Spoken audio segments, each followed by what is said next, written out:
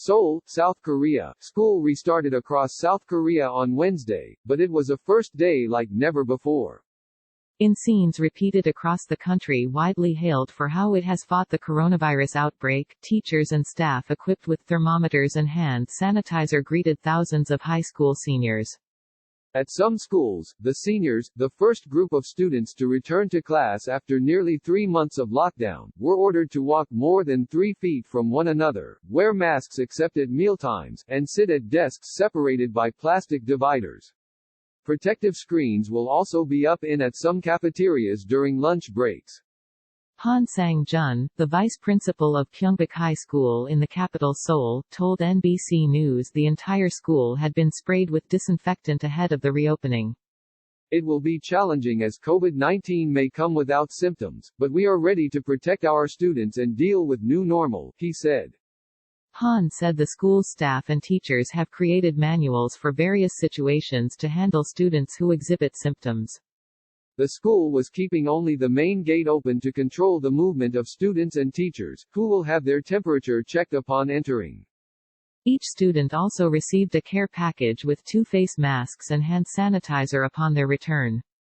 Despite the arrangements, some teachers are unhappy. One told Reuters on the condition of anonymity that certain rules, such as setting specific times of the day when students can use the bathroom, were practically impossible to implement. I feel like we're carrying a time bomb, the high school teacher in Gyeonggi province said. Some students were sent home almost as soon as they had walked through their school gates after the 2 high school seniors tested positive in the city of Incheon, near Seoul, on Wednesday morning, according to the Education Ministry. South Korean health officials reported 32 new cases, the first time the daily jump has been above 30 in more than a week. The new school year was supposed to start in early March but has been delayed several times, forcing millions of students to learn online.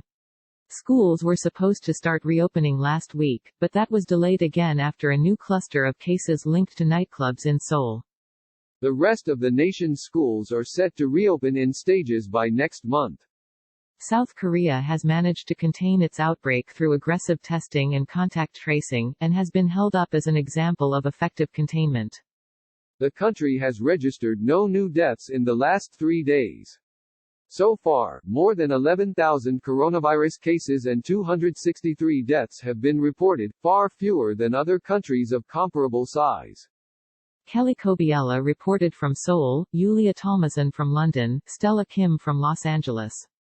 Reuters contributed to this report.